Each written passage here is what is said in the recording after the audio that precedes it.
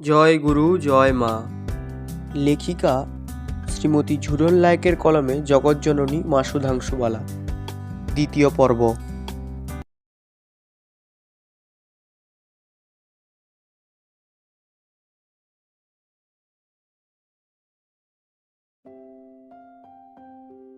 মায়ের পিতাকে বলেন মহাপ্রভুর আশীর্বাদ ধন্য বংশে মহাদেবীর আবির্ভূতা হয়েছেন এবং একদিন শিব এসে এই পদ্মফুলটি নিয়ে যাবে। পরবর্তীকালে ঠাকুরের মাতুলালয়ে রাধাকান্তপুর দর্শন করতে গিয়ে ঠাকুরের মেজ ভাই তারাপদ চট্টোপাধ্যায়ের সহধর্মিণী অনুপমা দেবীর কাছে মা সুধাংশুবালা সম্পর্কে অনেক কথা শুনেছিলেন স্বামী সিদ্ধানন্দ সরস্বতী মহারাজ। দুই জায়ে খুব ভাব।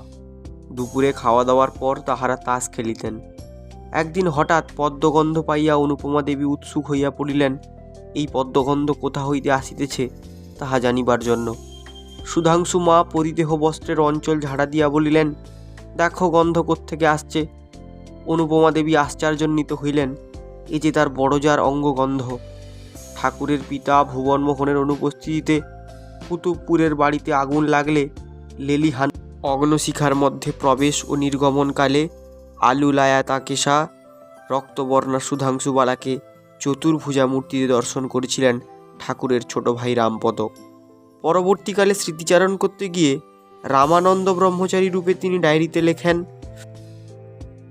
আমার স্বচক্ষে দেখা সেই অভয়া মূর্তিকে আমি কখনো ভুলব না।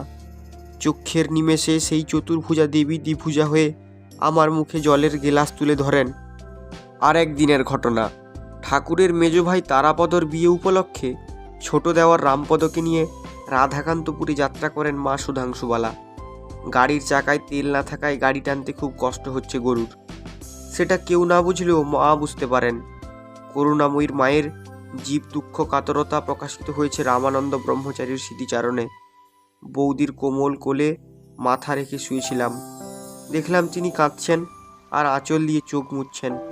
মূর্খ গাড়োয়ান অনুভব করতেই পারল না মায়ের বেদনা, মহিয়সী জয়ননীর কাতরতা। সেই মায়ের কথায় গাড়ি থামিয়ে চাকায় তেল দেওয়ানো হলো। এরপর ভাটুপাড়ার মাঠের ভিতর দিয়ে যাওয়ার সময় হঠাৎ একটি বাঘ গাড়ির সামনে এসে দাঁড়ায়। গাড়োয়ান ইচ্ছু মিয়া ভয়ে অস্থির, রামপদ কিংকর্তব্য বিমূঢ়। সেই সময় মা সুধাংশুবালা ছইয়ের বাইরে বেরিয়ে এসে এক দৃষ্টে বাঘের চোখের দিকে তাকালেন, আর বাঘটিও এক লাফে লেজ গুটিয়ে জঙ্গলে ঢুকে গেল। এ সম্পর্কে মা তার দেওরকে বলেছিলেন, হালি শহরে আমাদের বাড়িতে এক যোগী এসে খুব অসুস্থ হয়েছিলেন কিছুদিন। আমার সেবায় তুষ্ট হয়ে সম্মোহনী বিদ্যা শিক্ষা দিয়েছিলেন। বিপদের সময় পরীক্ষা করে দেখলুম। কুতুবপুরে চণ্ডীমণ্ডপের আগিনায় একটি শুকনো বেলগাছের ডাল পড়েছিল। ডালটি মতান্তরে নদীতে ভেসে যাচ্ছিল।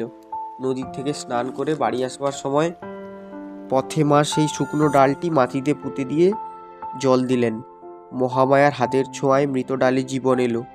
কালে সেই জীবন্ত শাখা মহীরুহে পরিণত হলো। এভাবে স্বল্প পরিসর জীবনে সুধাংশু মায়ের দেবী রূপ বারবার ফুটে উঠেছে। মাত্র 16 বছর বয়সে ইহলোক ত্যাগ করার সময় মা বলে গিয়েছিলেন তার স্বামী যেন দ্বিতীয়বার বিবাহ না করেন। কোনো সদ্গুরুর আশ্রয় নিয়ে তিনি যেন নিশ্চৈন্য গুণের সাধনা করেন। এত বড় তত্ত্বকথা স্বয়ং মহামায়া ছাড়া আর কারোর পক্ষে বলা সম্ভব কি, বিশেষত মাত্র 16 বছর বয়সে? প্রকৃতপক্ষে পরমাদ্য ঠাকুরের নলিনীকান্ত থেকে নিগমানন্দের উত্তরণের চাবিকাঠি ছিল সুধাংশুবালা মায়ের হাতে। তাই বিদেহী হয়েও তিনি বারবার দর্শন দিয়ে ঠাকুরকে পথ নির্দেশ দিয়েছিলেন। মহামায়ার প্রতিজ্ঞা ছিল সাধকের সব অপূর্ণতা তিনি এই জন্মে দূর করে দেবেন। মহামায়া কথা রেখেছিলেন। তাই গৌরী মায়ের মধ্যে সুধাংশুবালা প্রকাশিত হলেন।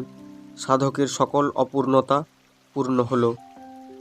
সুধাংশুবালা মায়ের দেহত্যাগের ফলে তার সঙ্গে ঠাকুরের নিত্য প্রেম বিলাসের যে সাময়িক বিচ্ছেদ ঘটেছিল তার পরিসমাপ্তি ঘটল। ঠাকুরের চতুর্ভিদ সাধনায় সিদ্ধিলাভের শেষে আবার তাদের মহামিলনের লগ্ন এলো। আসামের গড়হিলে নিত্য বৃন্দাবন রচিত হলো। লেখনীটি অতিকায় দীর্ঘ হওয়ার সুবাদে আমরা এটিকে 4টি পর্বে বিভক্ত করেছি, যা আমরা প্রথম পর্বের শেষেই বলেছিলাম। এখনও পর্যন্ত যদি আপনারা প্রথম পর্বটি না শুনে থাকেন তাহলে অবশ্যই গিয়ে শুনে নিন।